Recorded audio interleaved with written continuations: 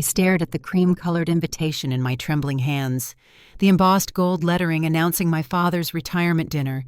After 32 years of trying to earn Richard Harrington's approval, I was about to face him one last time. The Harrington family had always been Boston's picture of success.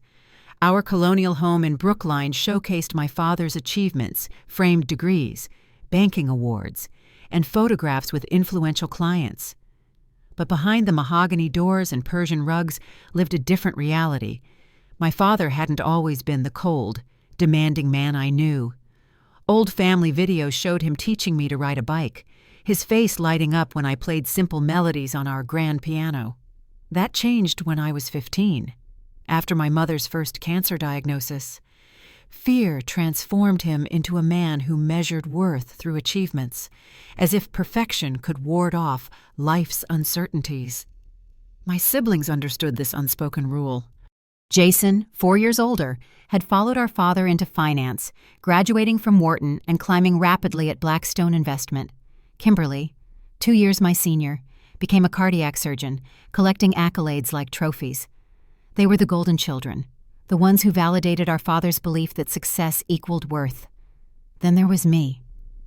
While they conquered boardrooms and operating theaters, I had chosen literature at Amherst College, despite my father's insistence on business school.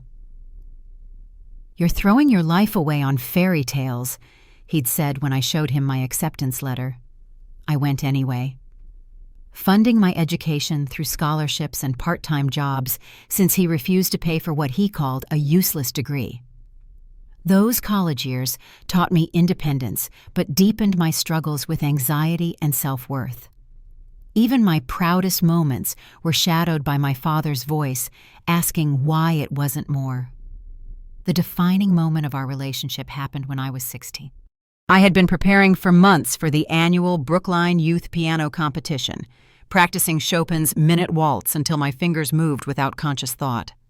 My mother, already weakened by chemotherapy, had insisted on attending despite my father's protests about her appearing in public.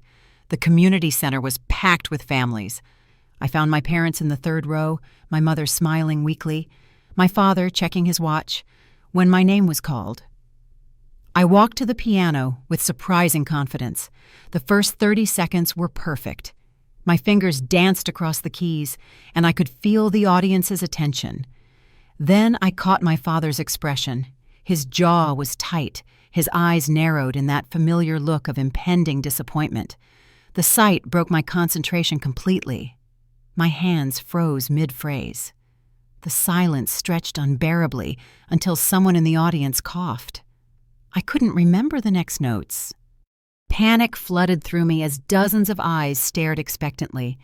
Instead of pushing through or starting over, I simply stood and walked away from the piano.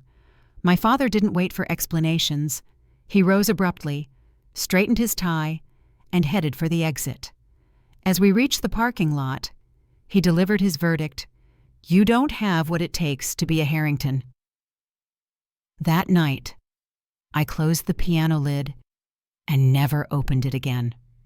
Music had been my escape, my joy, my connection to something beautiful, but it became another symbol of my inadequacy, another way I had failed to meet the impossible standard of perfection.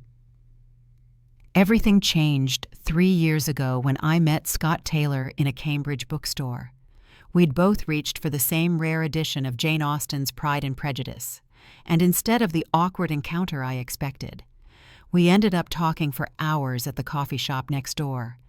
Scott was a software engineer with kind eyes and an easy laugh, but he carried his own wounds.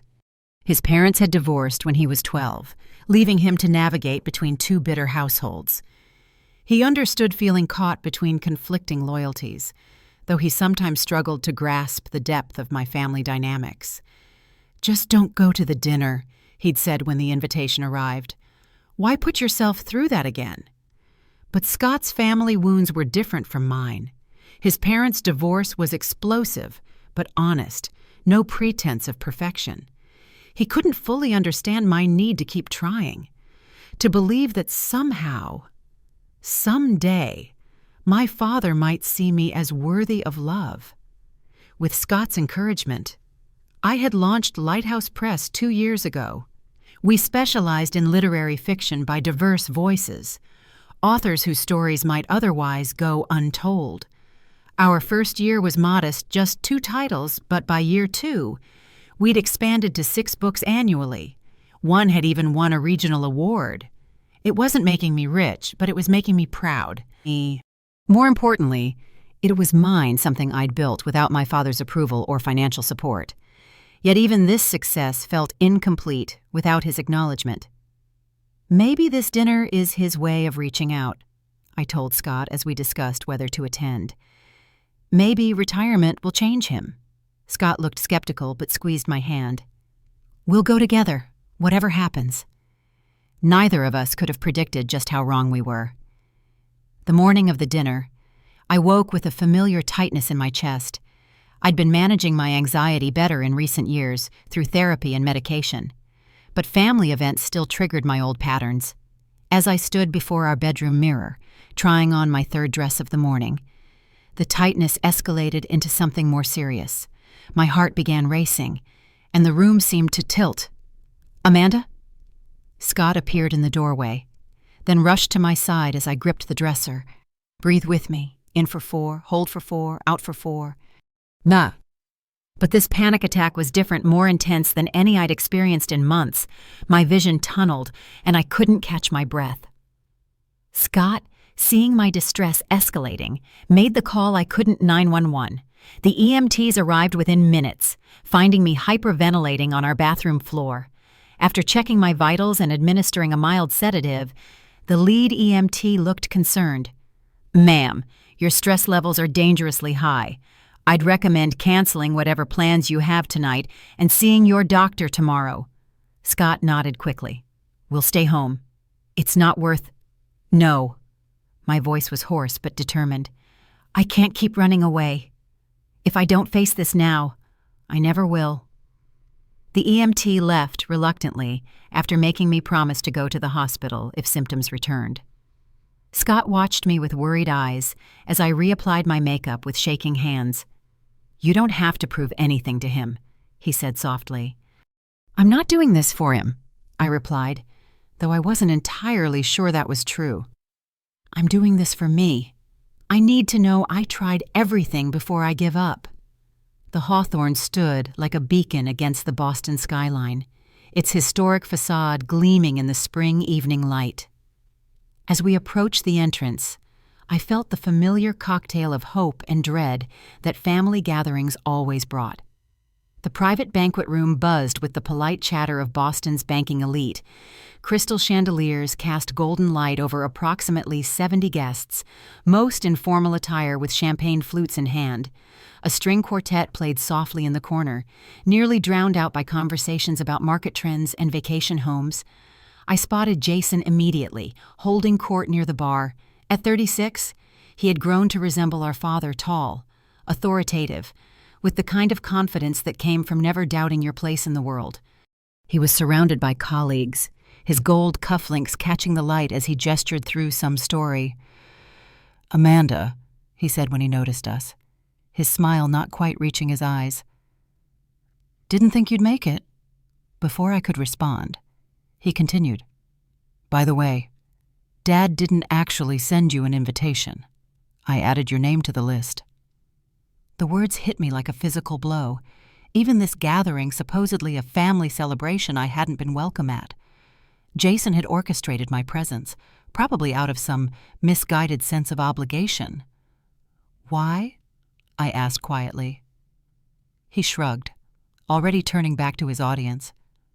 Thought it might be good for family unity. You know how Dad gets about appearances. We found Kimberly near the hors d'oeuvres table, elegant in a red dress that probably cost more than my monthly rent. She was showing off an enormous diamond engagement ring to 2 women I didn't recognize. June wedding at the plaza, she was saying. Thomas wanted Tuscany, but I told him the humidity would be terrible for photos. She spotted me and paused briefly. Amanda, you came. Her eyes flicked over my navy dress with subtle assessment. Navy is so... reliable. The conversation returned to wedding planning and recent medical conferences before Kimberly excused herself to greet more important guests. As we moved away, I noticed several familiar faces from my childhood family friends, my father's longtime colleagues. A few nodded politely, but I caught the whispered conversations that followed in our wake. Is that the daughter who... The one who didn't become a doctor or banker. I heard she does something with books.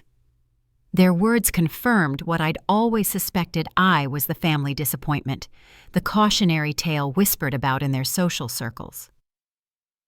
As dinner concluded, the formal speeches began. The bank's CEO spoke eloquently about my father's contributions, his vision, his leadership. A longtime colleague shared humorous anecdotes about their early days in finance. Jason gave a polished speech about our father's professional legacy, somehow managing to make it primarily about his own achievements. Then it was my father's turn.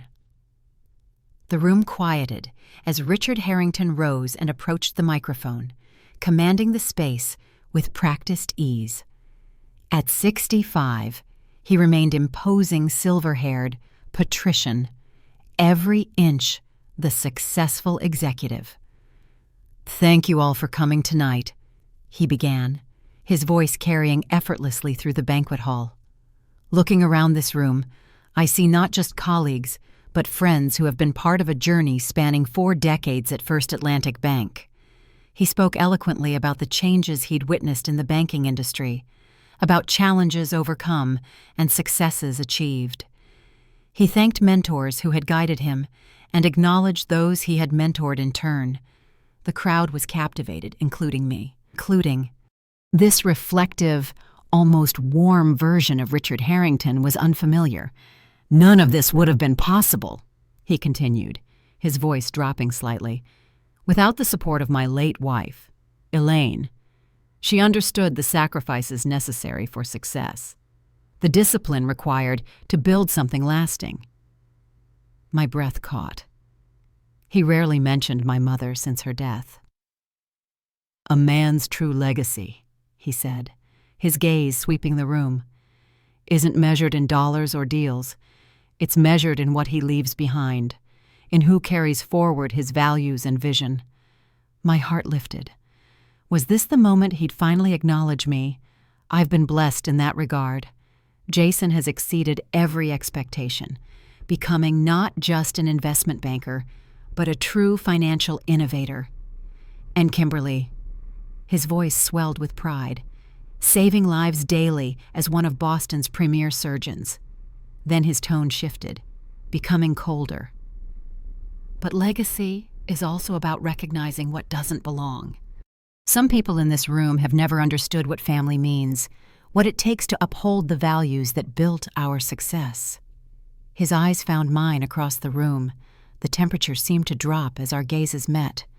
"Family isn't just about blood," he continued, his voice carrying a subtle but unmistakable edge. "It's about those who share your commitment to excellence, who understand that mediocrity is a choice. Unfortunately, not everyone learns this lesson." Murmurs rippled through the crowd as guests began to understand the subtext.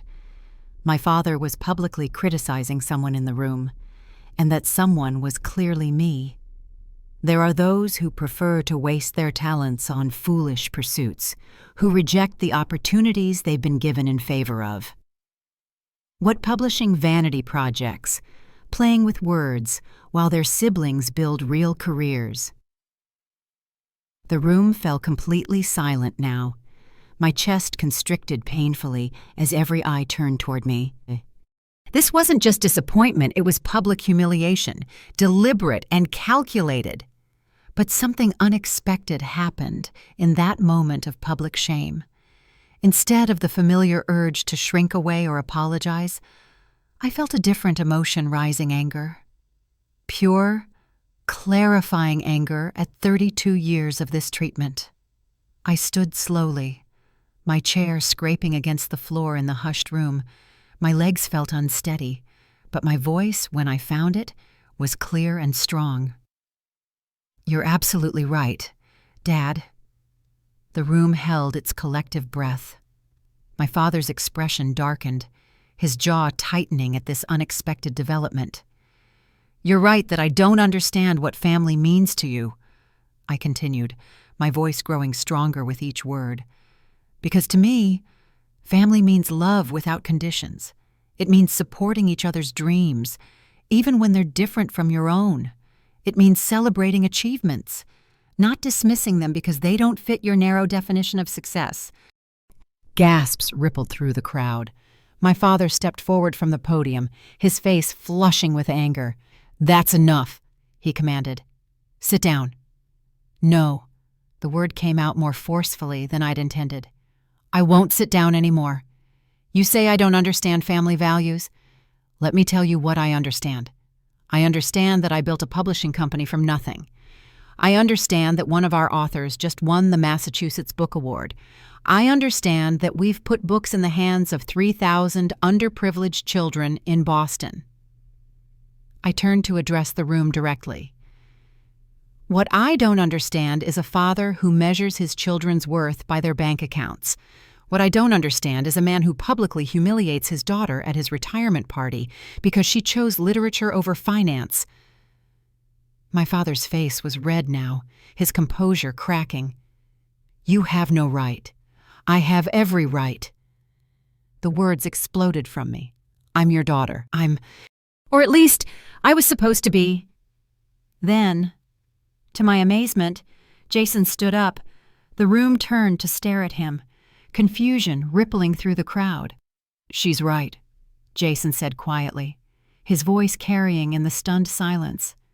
"Amanda, you're right." My father whirled toward his golden child, his expression one of complete betrayal. "Jason, sit down. This doesn't concern you." "It does concern me," Jason replied, standing straighter. "Because I've watched you tear her down for years while she quietly supported this family in ways you never acknowledged. You want to talk about family values? Amanda gave me her college fund when I was in trouble. No questions asked, no judgment. She sat with Mom during every chemo session when you were too busy with work to face the reality of her illness." The silence in the room was deafening. Even I stared at Jason in shock. This was the most he'd ever defended me. Then Scott stood, his movement deliberate and calm. "If we're sharing truths tonight," he said, his voice steady, "then let me add this. Richard, you've spent 32 years convincing your daughter she wasn't enough. But here's what you missed. She never needed your approval to be extraordinary." My father looked around the room at the three of us standing, his guests watching in fascination and horror. His carefully orchestrated celebration had become a public referendum on his parenting. "Get out," he said, his voice low and dangerous. "All of you, get out of my celebration." "Gladly," I said, surprised by how calm I felt. "But first, let me tell you something. Dad, you're absolutely right that I don't deserve the Harrington name. I deserve better than that." As we moved toward the exit, my father's composure finally snapped completely. "You're just like your mother," he shouted, his voice cracking with emotion he'd kept buried for years. "Weak, dreamy, and in the end, you'll abandon this family just like she did." The words stopped me cold. In that moment, I understood something I'd been too young to see before. My father hadn't become cruel after Mom's cancer diagnosis. He'd become terrified. Terrified of losing control, of facing another loss he couldn't prevent through sheer force of will. I turned back to him, and for the first time in my adult life, I saw him clearly not as the omnipotent figure of my childhood, but as a broken man who had confused fear with strength, control with love. "Mom didn't abandon us," I said softly. "She died, and instead of grieving with your children, you decided we weren't worthy of love unless we could guarantee we'd never leave you. But that's not how love works. Dad, that's not how family works." I paused, feeling something shift inside me, not forgiveness exactly, but understanding. I'm sorry you're afraid. I'm sorry you lost Mom, but I won't spend the rest of my life trying to prove I'm worthy of love from someone who's forgotten how to give it. With that, the three of us walked out together, leaving behind the wreckage of a family that had never really learned to be one. The aftermath of the dinner was swift and brutal. By Monday morning, the story had spread through Boston's tight-knit financial community like wildfire. Some praised my courage in standing up to a known tyrant. Others whispered about disrespectful children and family disloyalty. For Lighthouse Press, the consequences were immediate. 2 of our biggest clients canceled their contracts, citing concerns about professional stability. A major book event disinvited me as a speaker, apologizing for unforeseen complications. Scott found me crying over our laptop, watching our carefully built reputation crumble in real time. "Maybe I should have stayed quiet," I said. "Maybe this was all a mistake." But Scott surprised me with his response. Instead of immediate comfort, he sat down heavily across from me, running his hands through his hair. "I don't know, Amanda," he said quietly. "Maybe it was." I stared at him, feeling something cold settle in my stomach. "What do you mean? I mean, did you have to go that far? Did you have to make it so public your father's an ass, but humiliating him in front of his colleagues?" Scott trailed off. But the damage was done. For the first time since our relationship began, I saw doubt in his eyes. Doubt about me, about my choices, about whether I'd crossed a line. "I thought you understood," I whispered. "I thought I did too," he replied. "But watching it happen, seeing how you attacked him, I don't know. It felt cruel." That night, we went to bed without resolving the argument. I lay awake staring at the ceiling, wondering if I'd not only destroyed my relationship with my father, but damaged the one good thing in my life. The next morning brought an unexpected visitor. Jason stood at our door with coffee and an expression I'd never seen before, uncertainty mixed with something that might have been respect. "Can we talk?" he asked. We sat in our living room, the morning light streaming through windows that suddenly felt too bright. Jason looked smaller somehow, less sure of himself than I'd ever seen him. "I owe you an explanation," he said. "About why I stood up for you." I waited, afraid to break whatever spell had brought us to this moment of honesty. "I've been seeing a therapist," he continued. "Started 6 months ago when my gambling problem came back." My breath caught. "Jason, it's under control now," he said quickly. "But talking to Dr. Keith Martinez, I started seeing patterns, how Dad used money and success to control us, how I've spent my entire adult life chasing his approval, just like you have." He looked directly at me for the first time. "The difference is, I got it. His approval. His... And you know what? It never felt like enough. There was always another deal, another promotion, another way to prove myself. I realized I was going to spend my whole life running on that treadmill." Jason paused, seeming to gather courage for what came next. "When you stood up that night, when you finally said what we'd all been thinking, I saw someone being brave in a way I'd never been. And I thought, maybe it's time I stopped being such a coward." We talked for 3 hours, sharing stories from our childhood that we'd never discussed before. Jason told me about the crushing pressure he'd felt to be perfect, the panic attacks he'd hidden from everyone, the way he'd convinced himself that Dad's approval made the anxiety worthwhile. "I envied you sometimes," he admitted, "the way you just chose yourself, chose your own path, even knowing the cost." "I never felt like I was choosing," I said. "I felt like I was failing." "Maybe that's the difference between us," Jason replied. "Your failures taught you who you really were. My successes just taught me who Dad wanted me to be." Over the following weeks, Jason and I began building something we'd never had a real relationship. He started coming by the apartment regularly, not for family obligations, but because he genuinely wanted to spend time together. During one of these visits, he revealed something that recontextualized our entire childhood.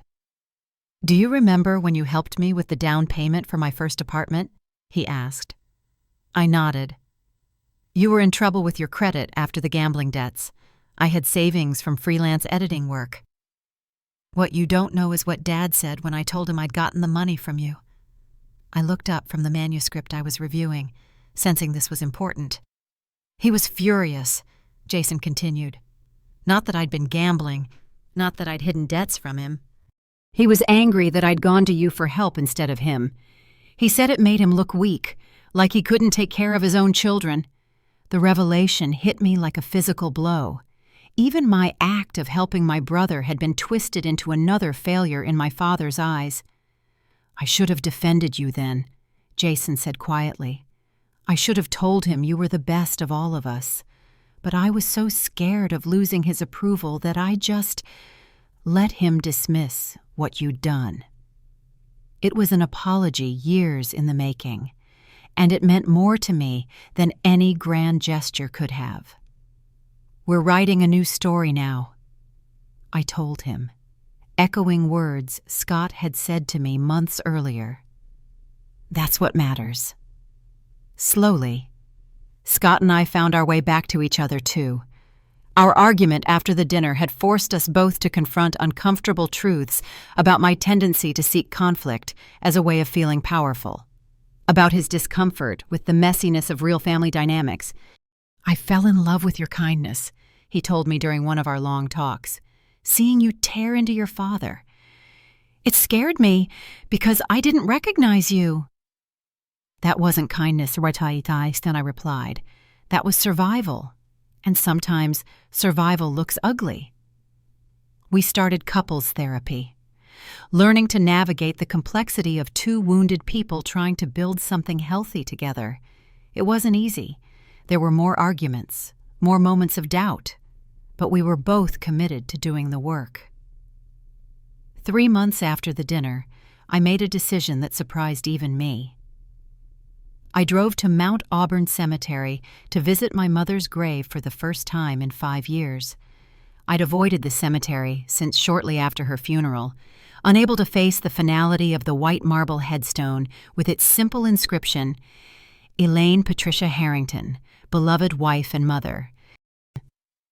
As I approached her grave, I was shocked to see fresh flowers, white roses, her favorites placed carefully at the base of the headstone. They weren't from a florist. Someone had arranged them by hand, with the kind of care that spoke of deep familiarity. I was still staring at the flowers when I heard footsteps behind me. "I wondered when you'd finally come back." I turned to find my father standing a few feet away, looking older and more fragile than I'd seen him at the retirement dinner. He wore a simple dark coat, and his usually perfect hair was slightly disheveled by the autumn wind. "Dad," the word came out as barely a whisper. "I come here every Sunday," he said, moving to stand beside me. "Have since the week after she died." We stood in silence for several minutes, both staring at my mother's grave. Finally, my father spoke again. "She would have been proud of you," he said quietly. "Your mother, she always said you had her spirit." The unexpected words brought tears to my eyes. "I thought you hated that about me." "I was terrified of it," he corrected. "Your mother was fearless. She chose love over safety, creativity over security. She chose me, even though I was already becoming the kind of man who would try to clip her wings." I looked at him in surprise. This level of self-awareness was new. "When she got sick," he continued, "I thought if I could control everything, every detail, every outcome, I could keep her safe. I couldn't save her. So I tried to save you children by making you strong, making you successful, making you—" He trailed off. "Making us into people she never was," I finished. He nodded, tears now flowing freely down his cheeks. I was so afraid of losing anyone else that I pushed away the daughter who reminded me most of what I'd already lost. It wasn't an apology exactly, but it was an explanation. And for the first time in my adult life, I saw my father as a human being rather than an immovable force. "I can't change what I did," he said. "I can't give you back the childhood you deserved, or take back the things I said, but I need you to know that every cruel word, every dismissal, every time I made you feel small, none of it was about you. It was about my own fear." I wanted to forgive him in that moment, to bridge the gap that had defined our relationship for so long.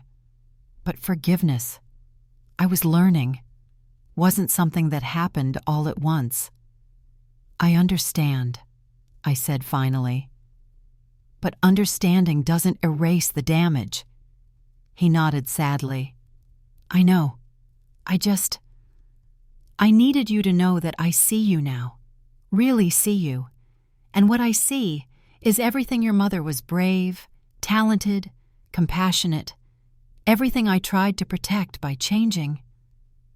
We parted that day, without hugs or promises of reconciliation. But something had shifted between us, some long-held assumption finally put to rest. That winter, Scott and I made the decision we'd been discussing for months we would move to Portland, Oregon. It wasn't running away, it was running towards something. A chance to build a life unencumbered by the weight of family expectations and old wounds. Lighthouse Press would open a West Coast office, focusing on a new imprint we'd developed, Emerging Voices, specializing in memoirs about family healing and complex relationships.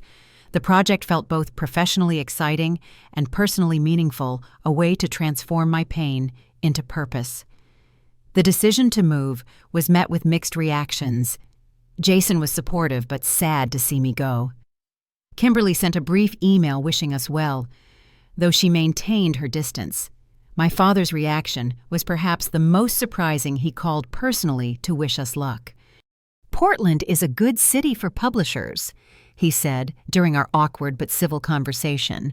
"The literary scene there is thriving."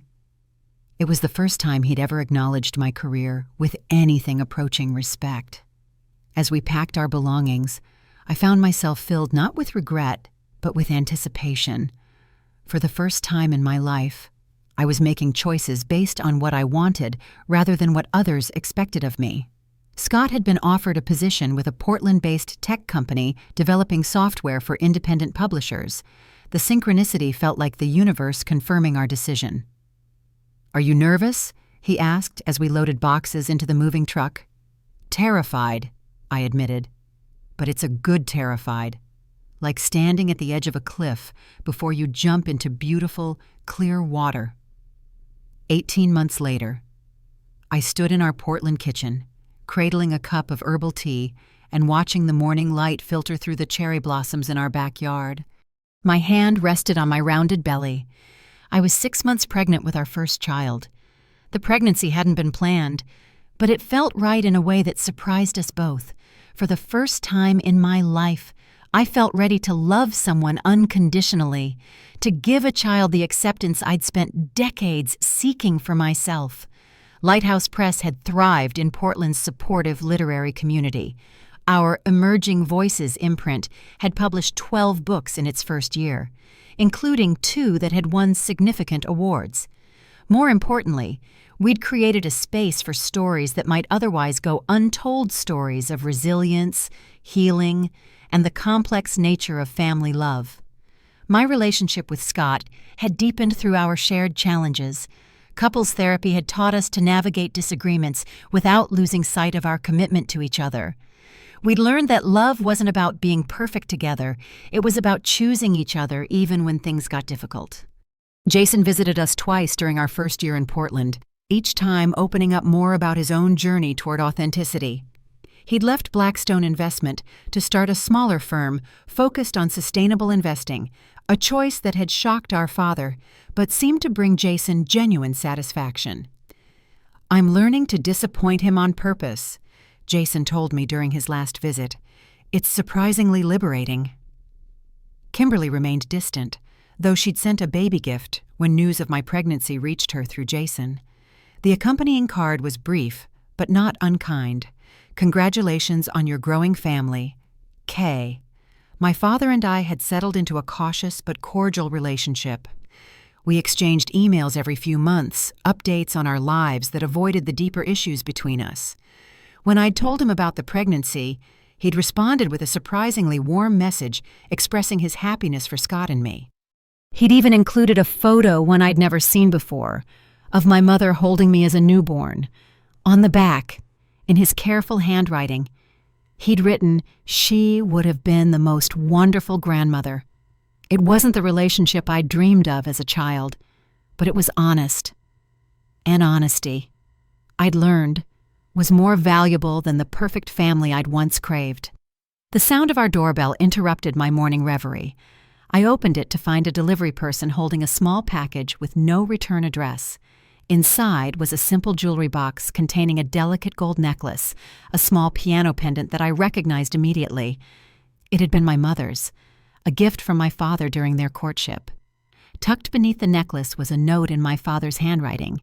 "For the baby, so she'll know that music was always part of our family story. Dad." I held the necklace up to the light, watching it catch the morning sun. Then, for the first time in 16 years, I walked to the piano Scott had surprised me with for my birthday, a beautiful upright we'd placed in our sunny living room. I sat on the bench and lifted the lid, my fingers hovering over the keys. Slowly, tentatively, I began to play. Not Chopin or any of the complicated pieces I'd once struggled to perfect, but a simple melody, one I remembered my mother humming while she cooked dinner, before fear had changed everything in our house. As the notes filled our home, I felt my baby move inside me, as if she too could hear the music. I smiled through my tears and kept playing, finally understanding that healing doesn't mean forgetting the past, it means choosing how to carry it forward. The melody continued, imperfect but real, like the family we were building, not the one I'd been born into, but the one Scott and I were creating together. A family where love wouldn't have conditions, where different dreams would be celebrated, where children would know they were enough exactly as they were. Outside our window, Portland bloomed around us, full of possibility and new growth, and for the first time in my life, I felt truly at home.